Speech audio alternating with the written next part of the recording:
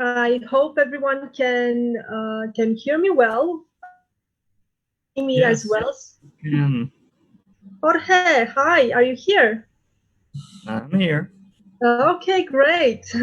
So great, we can start welcoming our participants for today. We have people live on Facebook. Uh, Welcome, guys, and we also on the Zoom webinar. We are happy to meet you. Even if we cannot see you, we see some names here on the screen. And we welcome you to another webinar from Amber site. And whoever doesn't know Amber, we are a full service game development agency. Amber Academy is our educational program that emerged from our community value and wanting to invest in people's development from the industry.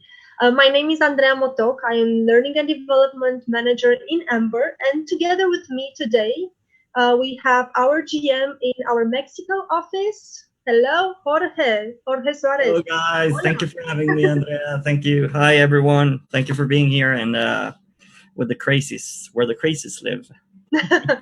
Exactly. So today we have a very interesting topic for you guys. For whoever is also interested in Latin American market, Jorge is here to give you all the insights there on building studios with junior talent, which is essential nowadays, and it's going to be a really interesting topic. Feel free to ask questions and we'll make sure to answer during the webinar, right, Jorge? We want to make it live. So please use the Q&A section of the webinar. Those of you who are joining with us Zoom webinar, you have the link and some of you already joined. Make sure you use the Q&A, ask your questions. I will be your voice in the questions to Jorge, and he will make sure to answer as much as possible. And for those of you who are watching us, don't worry, we can also see your questions there. So feel free to comment to the live and we'll make sure to answer those questions as Jorge goes on with the session. So we have 1 hour at our disposal. I know Jorge has a lot to share with you guys. And Jorge, the stage is yours. I won't tell you more about you. I'll let you introduce yourself because I know you have some history there that you would like to share with us. So I'll leave you to it and enjoy the webinar. Thank you, Andrea. Thank you, everyone. So I'm going to be sharing my screen in a sec. Give me a moment. And let's do this. All righty, can everyone see this? A yes might be cool. All right, guys. Yes, so we can see it, and everyone just use thumbs up or something in the Zoom webinar if you want to share. And if you have issues, just write them on the chat, and I'll make sure to solve it. Thank you, guys. All right. So, well, the name of the webinar was how to set up a successful studio with junior talent. I took away the successful because I figured out that success is a very different thing for various people. But I would define success as living in your own terms and in the quality of life that you actually want, doing what you love. So that's success. But I took it away. You have got to determine what success is for you. And the agenda for today is basically, why did we choose this? Because you're going to see like the context of Latin America, and the greatest opportunities always comes along in crisis and places where ecosystems are not like super developed, obviously because of, not just because of cost, but also because of cultural stuff and talent that can be tapped in there. And so I was born and raised in Mexico somehow, born in Mexico City and raised in Guadalajara, and have lived in a few places in the world. So the agenda for today is know a bit about Latin America. We're going to start with that. Obviously, before that, who's this crazy, and big disclaimer here. Whatever I say is just my opinion. It's not the company's. It's what I have lived. And obviously, if I say something can't be done, it means that I wasn't able to do it. You might be able to do it, but I wasn't able to do it. And it's obviously it comes from my expertise. The point number 2 is from community to studio. That's one of the differentiators of our studio that I want to talk about. And I think it's It's also one of the biggest pillars at Amber, and I think that's one of the main reasons why we were such a great match, and I love them like crazy. And then the third point is the mindset game we use, and I think that's super important because I think everyone disregards culture as a strategic thing to use in order to growth, and mostly in underdeveloped markets, and we tend to forget the essential things to get through the hurdles of actually being an entrepreneur in creative industries. So just like Andrea said, the QA is all over the presentation, please. So she's going to be stopping me if you have some sort of question. And if she appears again in video, I'm going to be answering those questions. Please try to let these be a conversation and not just a lecture. If you can do that, I would be like amazed and really thankful. All right. First of all, you got to start with your why. Our why at KO is we know we can transcend making art in form of video games and media that people loves. So I found out that this is the main thing, the main attractor, the main pillar, the foundation of whatever you want to do. You got to find like why you want to do, and this why has got to be so strong that it actually drives your passion and drives your time and your money and helps you out to just go ahead against the roadblocks, you know. And then it comes the how, and then it comes the what you do. Yes, what we do is games, media, but how we do it, I'm going to just describe it. And but the why was the most important thing. And why should you hear me? Well, here's a bit of my story. Here's our first check in 2004. So I basically had like a small consultant firm and a little participation in a bit of equity in a software firm, and we were bored like hell. So right in the left is Hector Padilla, who's hopefully joining us at Amber 2 pretty soon, and the other guy, it's me in a tie. I don't know why. And well, that's our first check, and the first time we ever got money by selling software. But at that time, we got together, Hector Padilla and me, and along with Everardo, who's also at Amber, and Gesiel, who passed away sadly.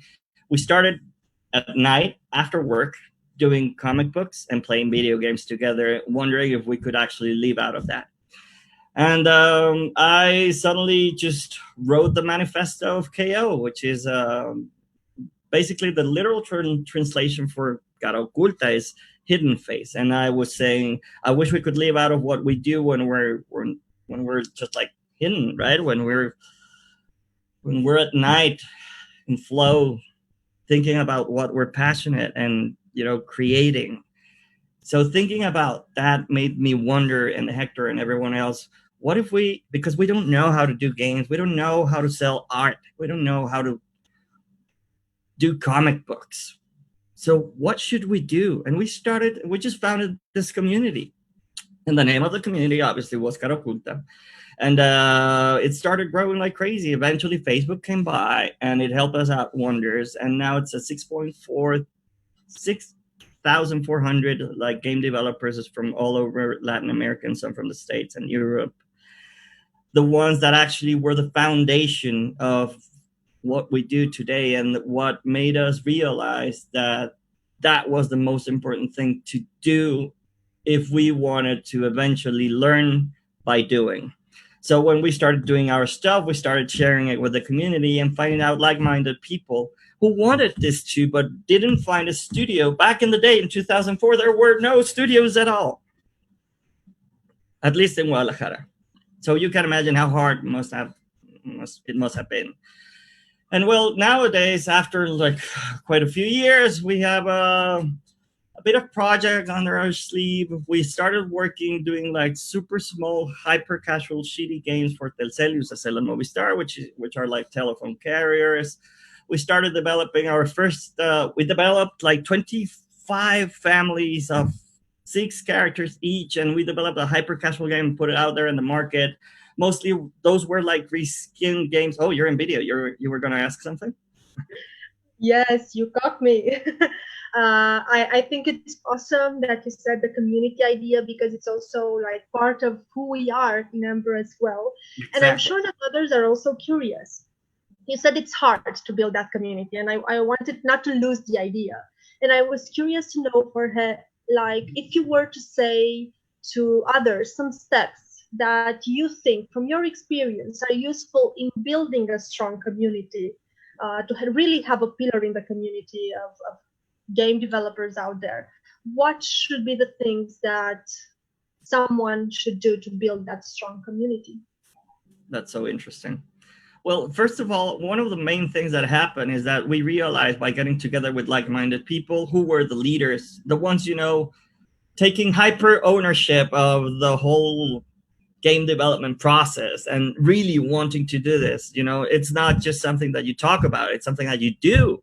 And the doers started to be leaders, obviously, around the community because they were achieving at least something that would be published, or they were earning money. And we started getting together to talk about how we did it.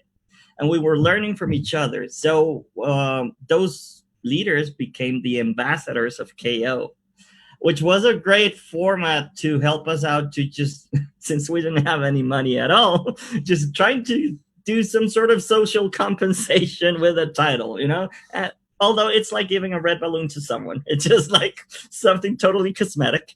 But that person gained authority, and we started doing and having that around Mexico in different cities. And that helped us out to grow dramatically. And it helped us out also to realize who were the ones that were actually having a different point of view regarding game development. Because as you may know, there are some that really want this to be a business. There are some others that really think on just the artistic side of it. And some others are just curious because they were gamers when they were young or whatever, and they think that they can do a better thing than what they played.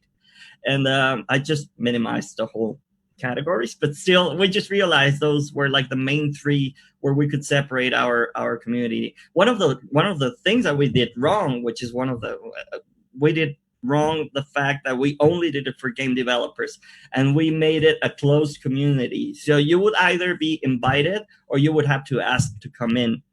I would say that's not that wrong, because there's like the velvet rope kind of effect, I had to need someone to come in, so it was like a bit more selective than the Unity user group, which is huge and everyone's invited, but not everyone cares, right? I'm not saying that everyone cares in our community either way. I mean, but it gave that sense of being something small, manageable, and a pretty tight-knit kind of thing, and that helps us out a lot. And I can keep on saying, and I will always say, that thanks to that, we had our first elements in the clan. I call the clan like the group of Sounds people. Like a solid base there. Yeah, and back in the day, I was making like literally games in my trousers. And after starting to earn $15,000 per month, I went like, oh my God, this is a business. Help, I need more people. And whom am I going to contact? Guess what? You already have them all together.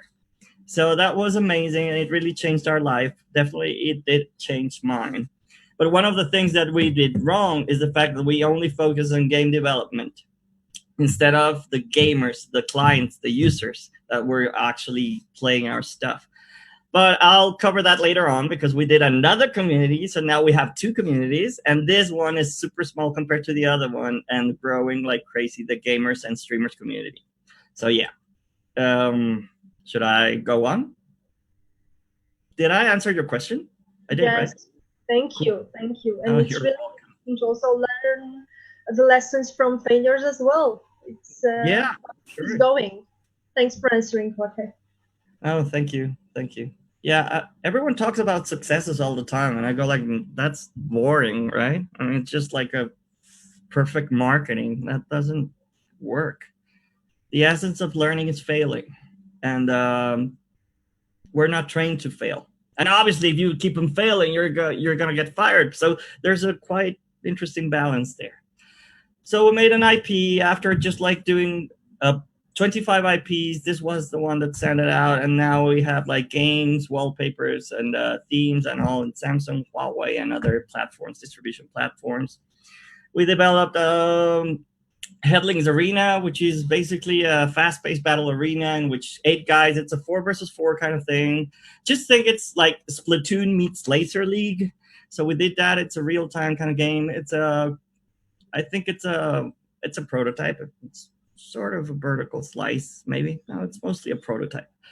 And you can see the video and how it works on headlandsarena.caraculta.com if you want to see it.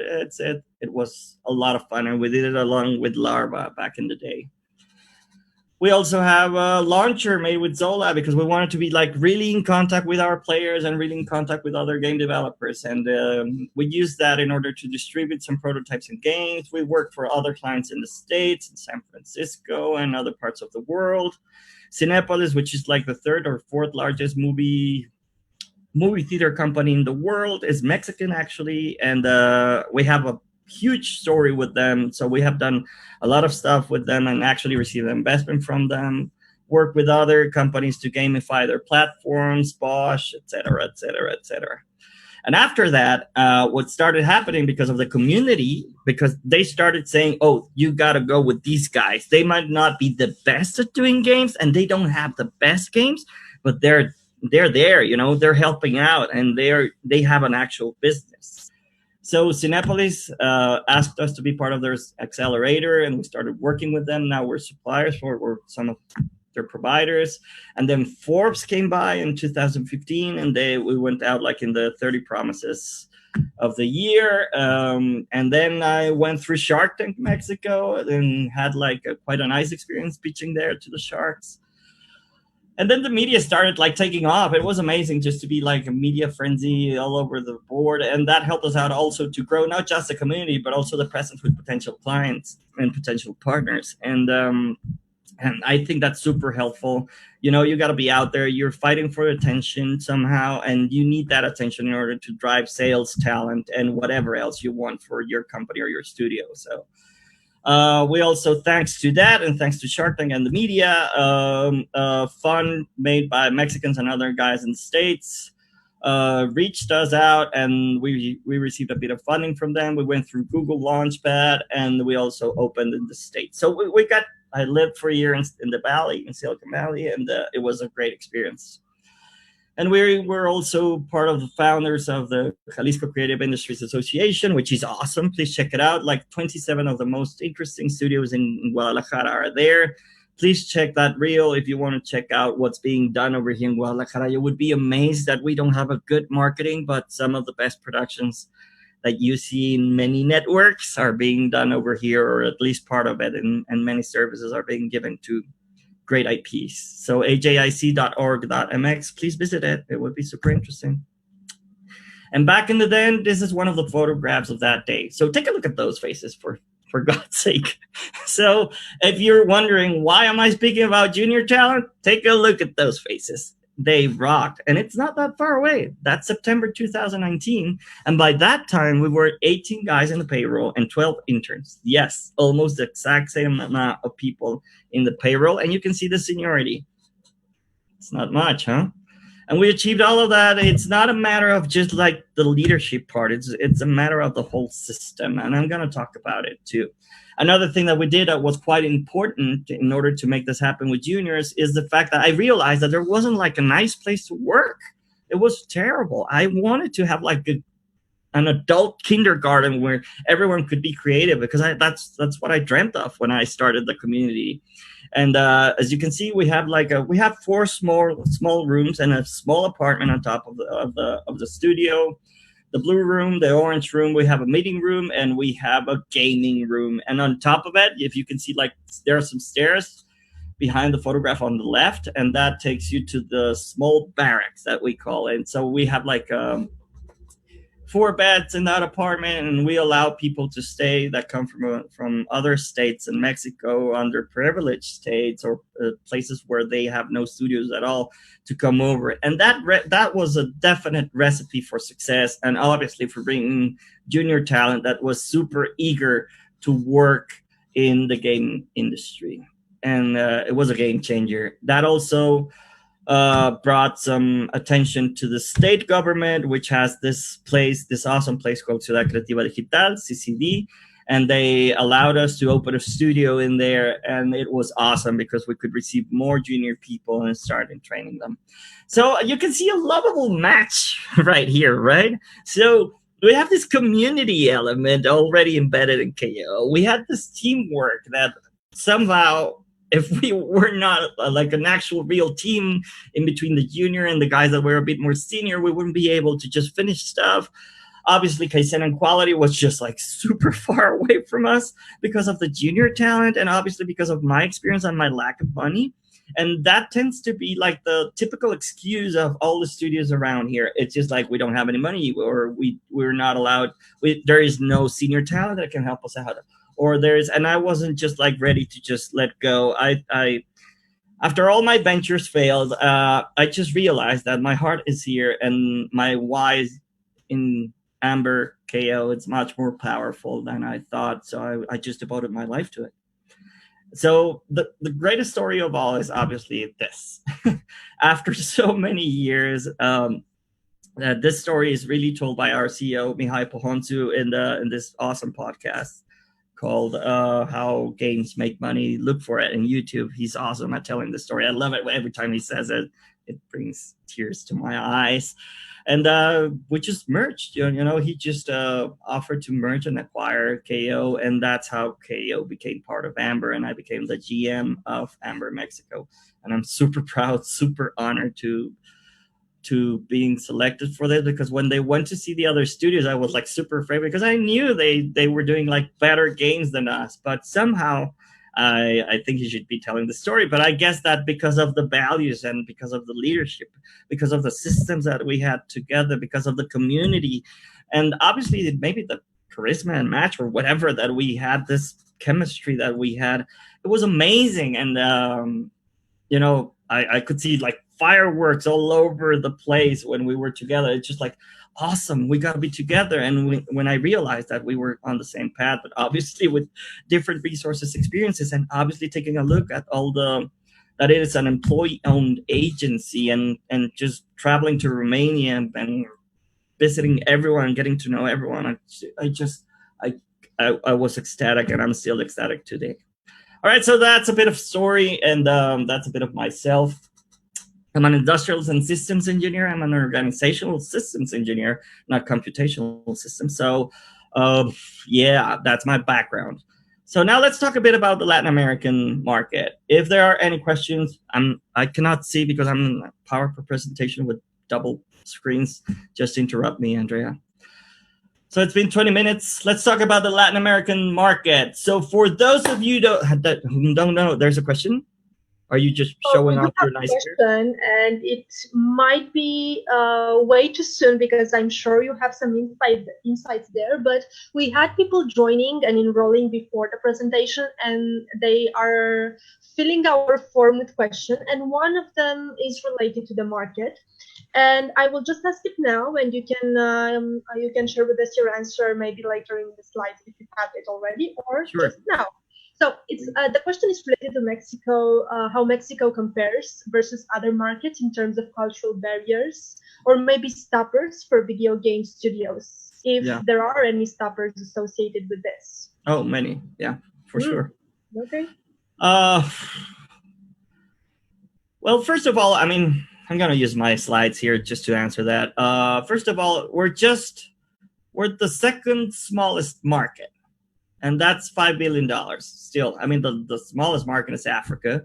And obviously, one of the things that we have, the stoppers or the roadblocks that we have got to talk about is, first of all, the disposable income of the context. Second, the type of formal education regarding game development is totally, I was going to say it sucks.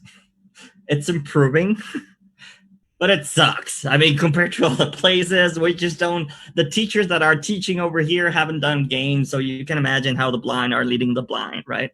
And that hurts me a lot. And mostly when we try to just reach out to universities because they ask for our help, it's horrible. The system doesn't work, and it's not learning by doing. It's just like the typical industrial system with grades and all. It's not just like an RPG where you level up. It sucks. So that's the same in the States, but they're learning at least from people who's actually doing more stuff. And it's not just the resource of money, it's also the resource of time. So we have a lot of people that has a lot of time, but since we're not like we're in a developing country, they need to eat. And as you may know, like poverty is like big over here, and they keep on. One of the big stoppers is the fact that there's this subconscious thing in our social fabric that tells you that if you're an artist, you're not going to live well. And that sucks. I mean, we're trying to change that. Why wouldn't we live well as an artist? You know, I mean, because I believe that a coder is an artist. I see code and I see poetry. I believe animation is art. I believe like everything that's the ultimate art form is a video game. That's why I'm going to devote my life to it. And because I love the freaking business, and it's bigger than cinema and music summed up. So why in the world wouldn't you devote your life to something that you actually admire and love and feel amazed by it on a daily basis?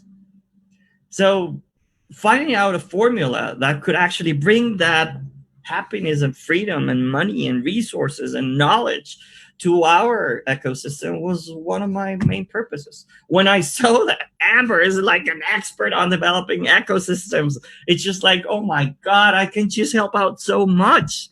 And because at least I know this one and I speak Spanish. And we're going to talk about that also. And we have like 50 million players, you know.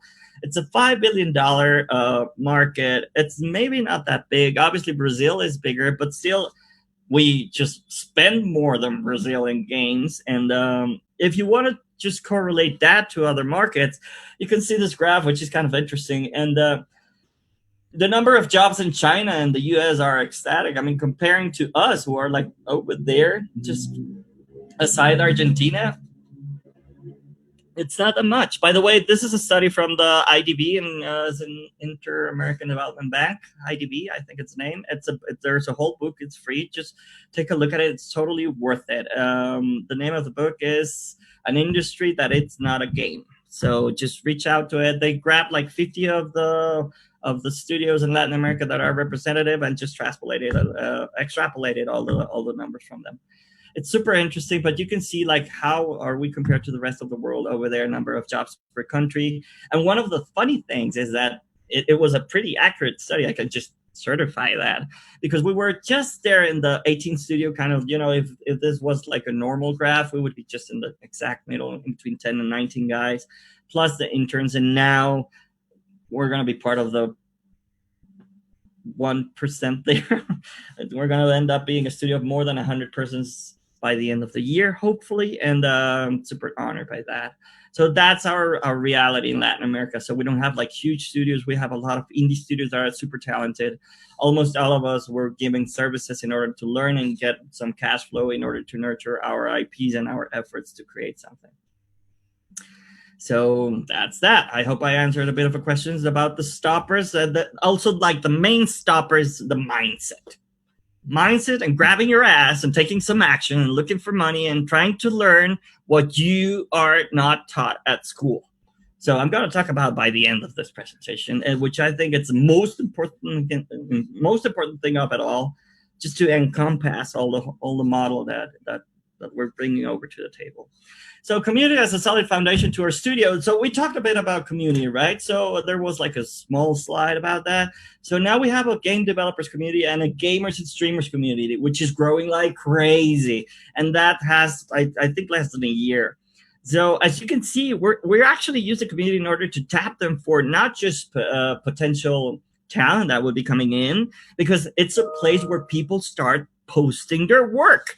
And you want to see who the fuck is working in interesting stuff, and you want to become their friends, and you want brands to come over and use your community, as you can see, to just leverage whatever people you have got there, and you start becoming a leader because you're there doing stuff that's valuable for game developers and gamers. And that communication is super important, at least if you're in survival mode in some sort of indie format. You all know how difficult it is just to pay the rent and, you know, all the services and pay the payroll. So you have got to have a place where you can at least get to have talent, which I'm going to talk about. It's the main thing that we used in order to grow, because we didn't get the talent from schools. it's the intern program that we have got over here in Mexico. Compared to other countries in the world, we have the guys that are in the 8th and 9th semester, which are it's like the finishing semester, it's the finishing year of their major.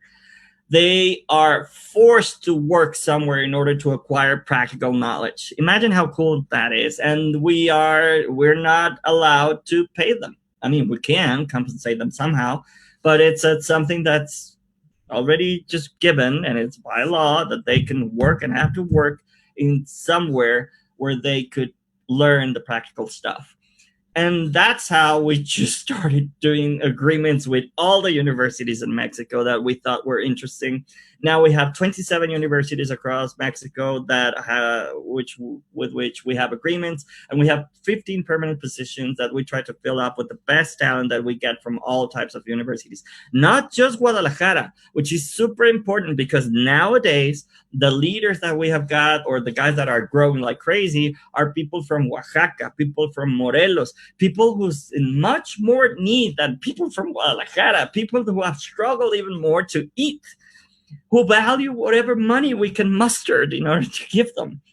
And you can't imagine what adversity is like and how that helps in order to just build mentality and warriors that can make this happen.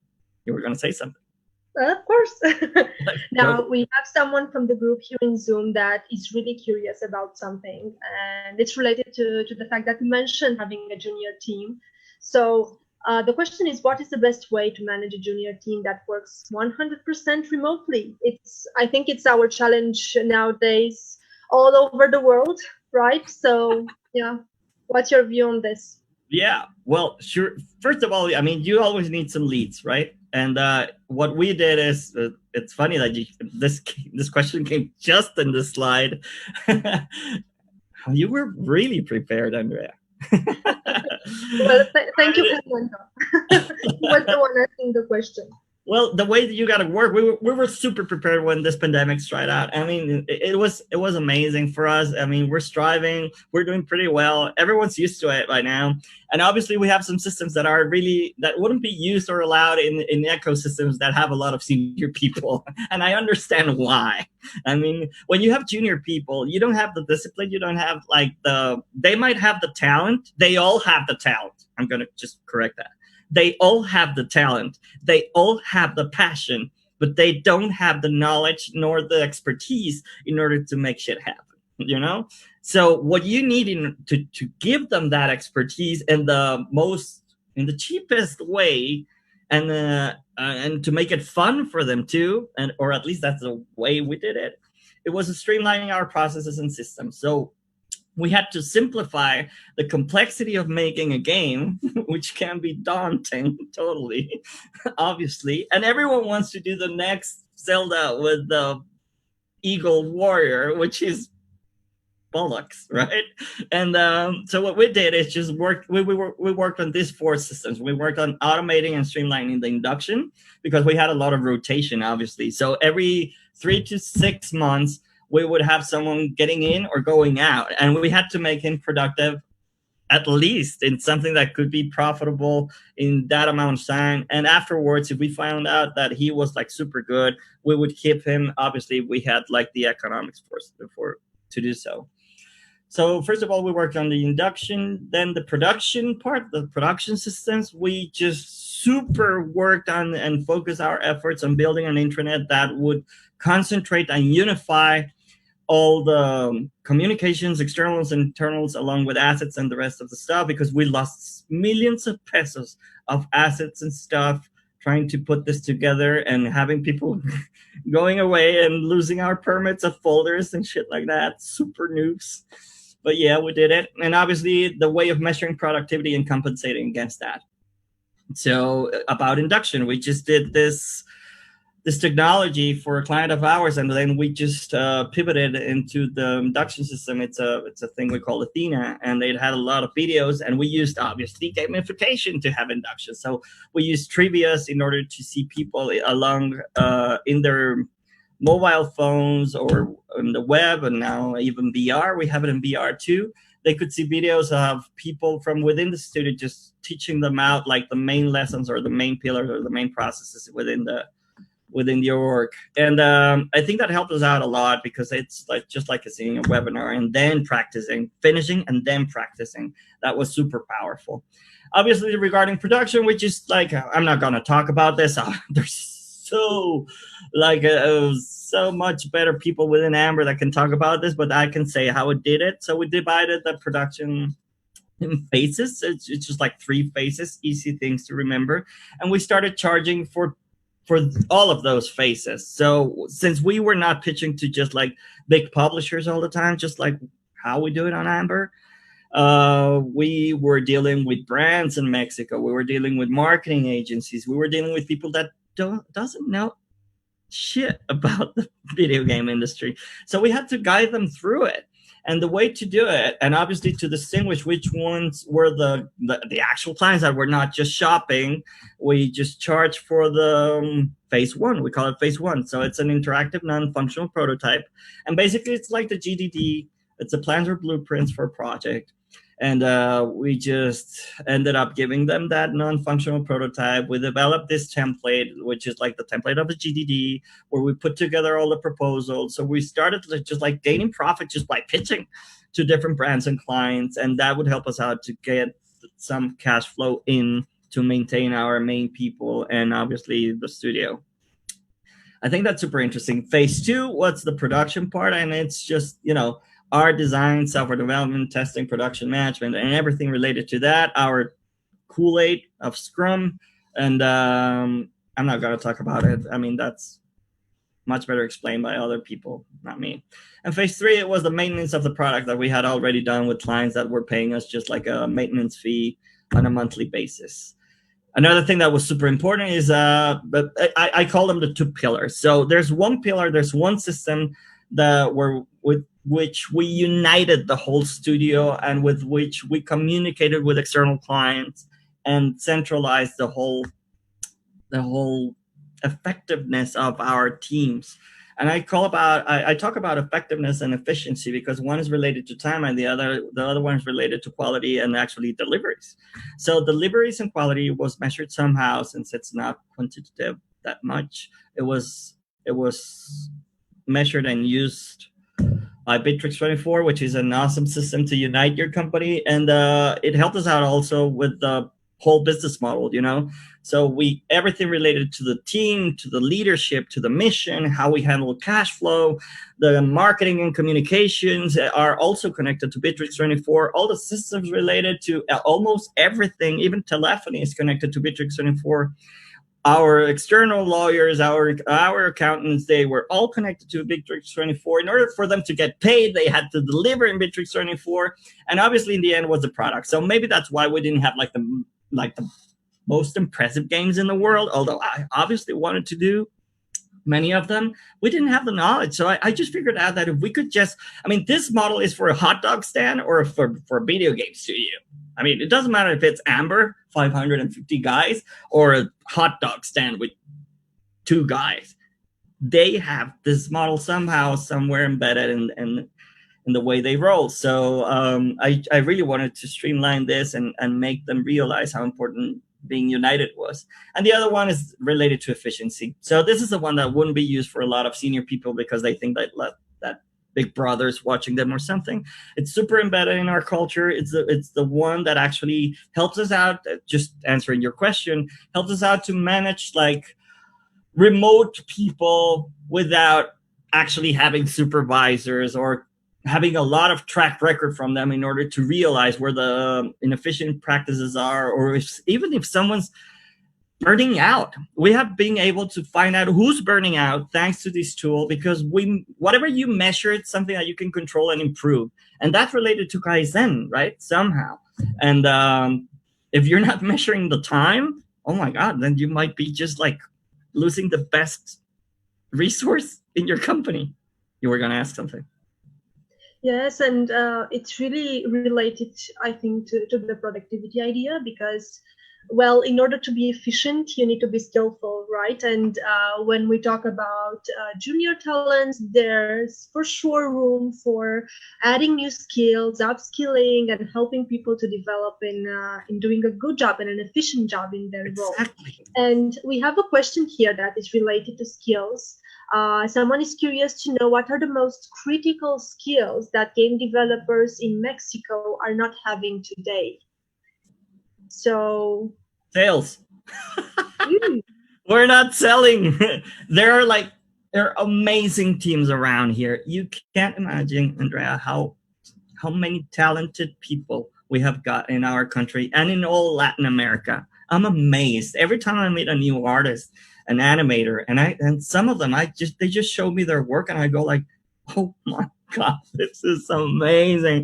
It's so differentiated because of our culture. There's nothing in the market like it. It would be super interesting, but they cannot sell it. I mean, they cannot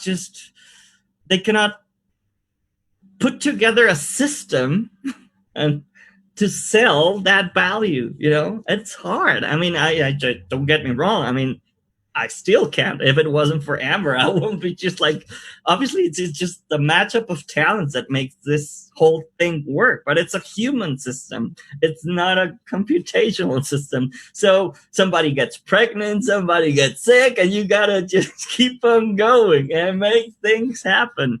Somebody has got the superpower and who's awesome at, public speaking, and there's other guys that even smell, but they're great coders. And, it's just like, I call it, I know it's going to sound like weird, but it's meant to know in a good way. It's like a human zoo, it's all filled out with all types of animals and talents and superpowers and beautiful attributes. But you got to realize that we're all different and you got to make it work, right? You got to put in a show and entertain people because we're entertainers too. And you gotta also help them out to level up. If you're not measuring how they're leveling up, what you're doing in our organization, oh my God, when you sent us the resources to grow, we all went nuts. We never had those resources before, and we still cannot use them, all of them.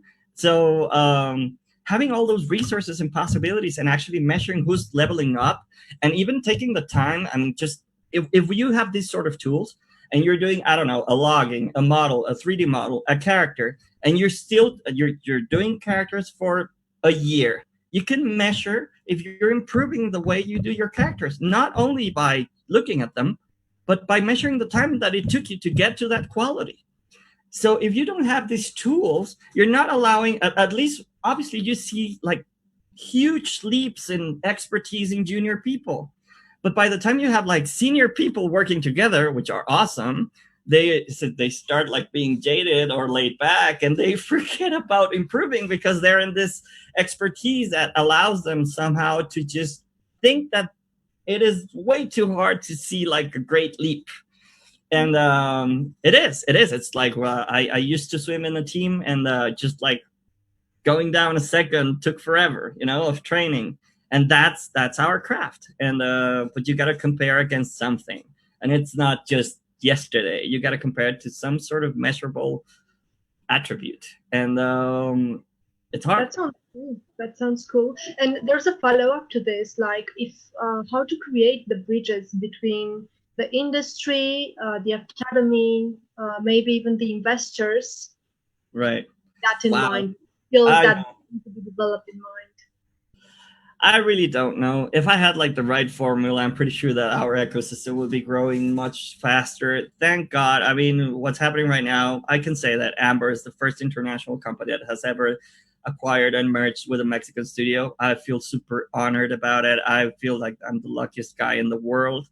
But the truth is that it's going to take a while, obviously. A lot of resources, a lot of time, a lot of interaction in between all the sectors. It's just education wants to know what we need, but still, even though we're going to hire 100 people, I mean, there's thousands of jobs and thousands of students that want to go out and do this. I mean, there's not enough studios in Mexico just to host all of the students that are graduating from those careers. And obviously, since we don't have like the sales expertise and we haven't developed the ecosystem further, a lot of our best talent tends to go to Canada and the States or wherever they get like a better job and a better way of living, right? Because they're not being well paid over here.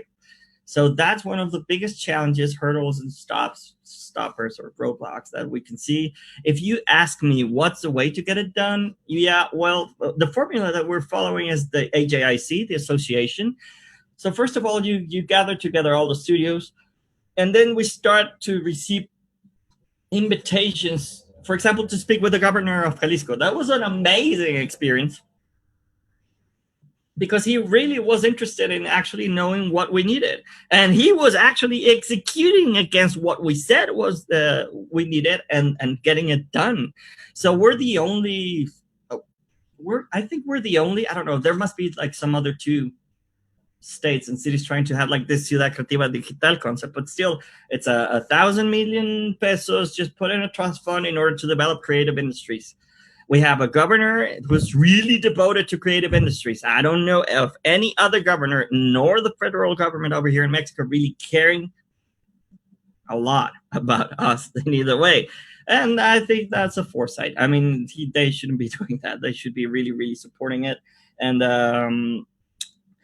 also, universities are screwed, right? And it's not just a pandemic. It's the fact that they're just like, in order for them to be legal, they have to comply with the government who's super behind the game of how to do better education. So if you're catering to that, I'm pretty sure you're screwed. But you have a university business and you're making people spend a lot of money for them to get knowledge that it's not practical at all, in my point of view. And so we come to the mindset game that we use. And I really think that this has got to be tailored to everyone's, and specifically to the whole spirit, the whole ethos of how your studio and how your games get created, and the why that you have developed for your teams. So the mindset game that I use, or the ones that we have got, is if you ever have seen like the movie 300, there's this scene where they ask, "What's your profession?" And they start shouting like, "Oh, oh, oh!" It really gave me the chills when I saw that movie. It was one of the favorite movies my favorite movies in the world. And I went like, I gotta be like Leonidas, so I know we're all gonna die in the end because the statistics are against us. So you gotta be crazy to just do a freaking studio and just live out of it 100%. But still, craziness is my thing. So the sense of purpose and the sense of honorability and thinking that this is a glorious battle, it just gave sense to my life. And I think it gave sense to a lot of people's lives. And somehow they got inspired by it. And, we started just fostering this hustling culture, and we started working more hours, but we didn't realize that we were working more hours because we were super in flow and passionate about it. And we started like really congratulating discipline, and which is one of the ways that you can actually get better. We started like finding out that dying and failing is honorable, and we started respecting the people that had come over to the studio and left some sort of game or knowledge with us. And if we could trap it in some sort of video or whatever, it was like gold for us, and we share it. You're going to see like the other mindset game we play a lot over here at Amber KO, and that made the KO culture. And I do believe that culture is one of the strategic things that has got to be developed somehow with a very specific, whatchamacallit, in a very specific way and with a lot of heart. And yeah. And then we found out also that we're as strong as the weakest link in the system and in our organization. So I started to try to just find out people who was much better than me. That was super easy, and thank God. I mean, they're here with us, and I found out that I could learn more about young people, and that they learned faster. They were like less expensive than super experienced people, and they could do good enough stuff to keep on selling. And now we're growing, and now we're doing better projects, and now we're being guided by more interesting people and having a better way of life thanks to this.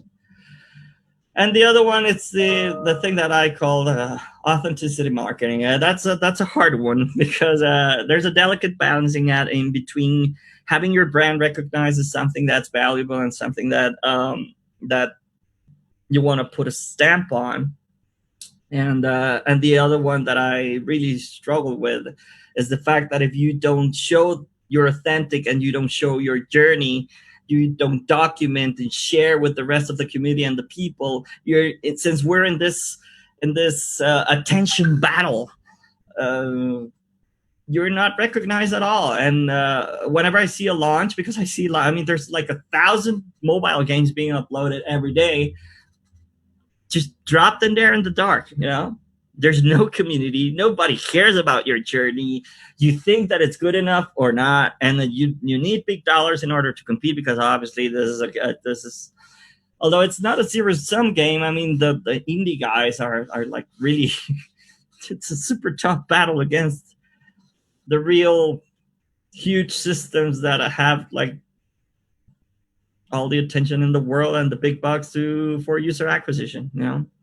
So if you're going to go against Xerxes and the Persians, and there are 10,000 guys with magic and huge elephants and stuff, you'd better be prepared to get hit or have your head chopped off and deal with it. I mean, that's part of the mindset. And you have got to tell that story. You have got to be authentic about it. And I found out that documenting over creating gave us this edge against the other guys that were doing better games than us. And it gave us this attractiveness to the market, and it gave us exposure. And I'm here thanks to Justin Berenbaum, who's a friend of ours, and recommended me to Mihai. And then Mihai came over and he reached out, then Scott came in, and everything started happening because of that exposure. If you're not exposing to the market in a daily basis, in a continuous basis, telling your freaking story, or you're just waiting to have the perfect marketing piece, I think you're losing the real life attention of humans. Not just like the gamers that want the perfect stuff. It's just they're humans too. They want to know more stories. And the interaction with the community gave us that. So we started realizing that if we kept on putting like content out there, we have a daily stream. We call it Una Lucha Más. There's one more fight is the name of the show. It's a daily show. Sometimes it's like super boring. Sometimes it's just like awesome. There's people from the community and from our fans coming in and asking shit. And there's some of them that want to come in and applying for the jobs that we have got now. And since they have been fans, when they come in, you can't imagine how happy they are. And I keep on wondering, in developed ecosystems, they're not happy anymore. And some of them are like super mercenaries.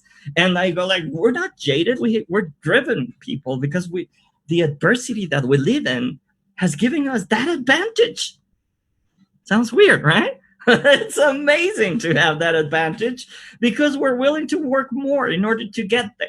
And we're not afraid of it. And that rocks. And yeah, so that's a battle for attention. And also I found out that perfection does not equal sales. So there have been like games where we have put like, I don't know, whatever, $75,000. And there are games that we did in 2 weeks. And the one that we did in 2 weeks gave us more money than the $75,000 game. That's related to money, not to experience or to just, appearance against the eyes of potential publishers and stuff, which is okay. We gotta fight that fight too. But still, you gotta realize what resources you have and do whatever you can with those resources. Don't be stopped or blocked, or just, don't be stupid. Work with whatever you have got and push forward. Life is about, it's not how much you get hit. It's how much you can get hit and keep moving forward. That's how winning it's done. Rocky 6. And, that's our mantra. And I found out that sales fix almost everything. So you are able to sell a super shitty game to a super shitty brand and get some experience and some cash flow to keep on going forward. And I have seen so many indie super teams and great products, featured games in the App Store and all that jazz. They're not here anymore. They're working at Apple. They have disappeared. They are sad, and they went back to the typical software industry just for big bucks. But their life sucks. And I keep on talking with them, and I go like, "What happened there? You did so great products. You did great games, and suddenly they got burned out. They lost faith, and that's because they didn't have a business system, and that's because they didn't have sales to just pay the time and keep on polishing the whole thing, pay the people to keep on learning to get there to the city of light." So that's Amber. That's why I go back to Amber. I'm just amazed on how we can just do this together. Oh my God, I went crazy on this one, right? Enlightening trial and error succeeds over the planning of the lone genius. But we have great planners. We have better people over here helping us out just to put out there better products. We have great partners. So, yeah. Now, Jorge, it's almost close to the end. I just wanted to show that we have some more questions. Probably will not be able to answer like all of them, but I know that some of them are also asked in the questions, comments part of Facebook, so we can come back to you guys with extra comments, or I can log in there and maybe answer to you as well. I think there is one that that is really interesting for the Latin American market that you were sharing some insights at the beginning, Jorge. And there is one question that basically refers to how to actually be able to create in Mexico a business environment in order to reach to the point to produce AAA games and actually influence the market overall. So what's your view on that? Wow, that's a super hard question. Mostly because all of the studios and the only publisher that we have ever had over here that tried to do a AAA game actually just flopped, which is statistically normal. It's capital intensive. I love AAA games. We all love them, obviously. But in order to get there, there are some milestones that need to happen in order for it to be achievable. It's not just money, I met a lot of people that had a lot of money. I mean, all of these guys, that publisher, he's the owner of basically our GameStop. And he's the biggest seller of video games in all Latin America. So he's got like money. So he went like, I'm going to put my publisher. And he did a great work somehow. And he did this Lucha Libre game along with Jorge Morales, our head of production, and other awesome people in Colombia like Abar and Efecto Studios. And there was a lot of super talented people. But they were not able, even though they had like this vertical integration, they had the money. I think we didn't have the expertise in all the other sectors of the model. The communication might have been better or could have been better. They had no community built around, even though they thought they did because it was a Lucha Libre game.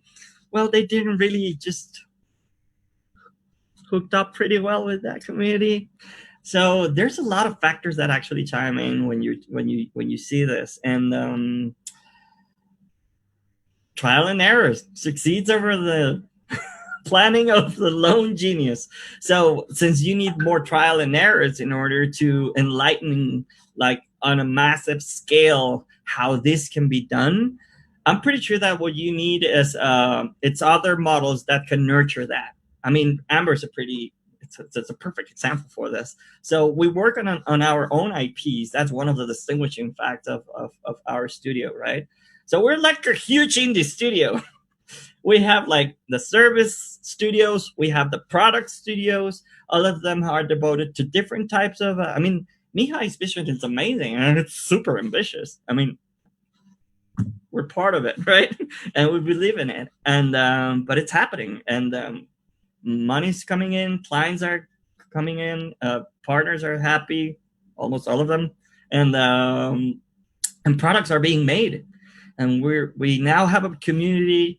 We're tapping the Latin American market. I'm pretty sure we're going to start doing it for the English speaking market, which is, they have better disposable income than us, right? So there's a lot of things that are happening right now, and I think that you just need to orchestrate and keep on trying and having that system to keep on experimenting forces you to have cash flow coming in. And that changes your valuation, and that changes the whole thing. And it also gives expertise to whomever's actually leading all the studios.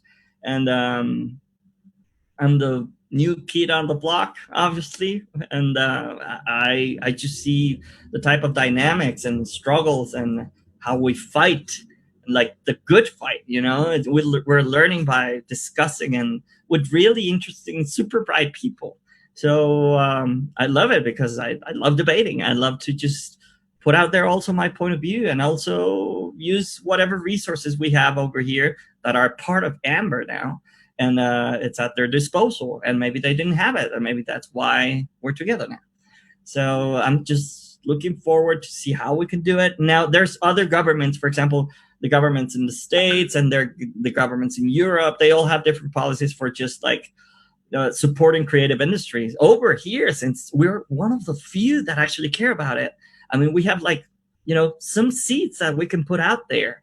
It's not just about the studio and the offices and the trust funds for that. It's just we're getting interconnected with better markets and with better leaders around the other dimensions of the system, with interesting politicians, with interesting universities, with interesting studios that need more work, and maybe we can outsource it to them or acquire them, or who knows, right? Yeah. Sounds really, really cool, and thank you so much for sharing with us today your insights, your experience with building the studio with junior talents. And I like this idea actually to based on the fact that learning and growth actually happens by being there, learning from one experience to another, being exposed, trying new things, and this is actually what's at the basics of our development. So this sounds really, really cool. Hey, there's one more element, and you really have to be humble about it, because I mean, I gotta express it. It's luck, sheer luck. I was lucky. I mean, whomever says that, yeah, luck is opportunity meets, capacity meets opportunity, whatever, man. I mean, it's serendipity too. It's the freaking universe. Come on. I mean, it's karma. It's all of it. It's just, it's how possible it is that you can get to know a guy 11 years ago who will meet you, your new best friend and partner, who's the CEO of such a great company. I mean, what does that mean? How can that happen? How can you just push that to happen? It's not thought of. Well, so when this happens, you take it. So, and wonderful right. things happen after. Now, this was really insightful, and I know there are more people commenting on Facebook, and we didn't have the chance to answer everything, but don't worry, guys. We'll come back to it. And Jorge, I'll entrust you with our comments on Facebook later on when you have some time to see what people ask. And if you want the presentation or the book where I took like the statistic from, I'll send it to you, or maybe you can just put it out there in some sort of resource of ours. Sounds really, really cool. Thank you for taking the time to share this with us. Thank you, your community, for being here with us and watching us in this Amber's Academy live webinar with Jorge. And we wish you both a very good evening or day, depending on the time zone. I know there are people all over the world joining today, as well as also as in the previous webinars. Thank you for being here with us. So have a good one. Bye, everyone. Oh, thank you, everyone.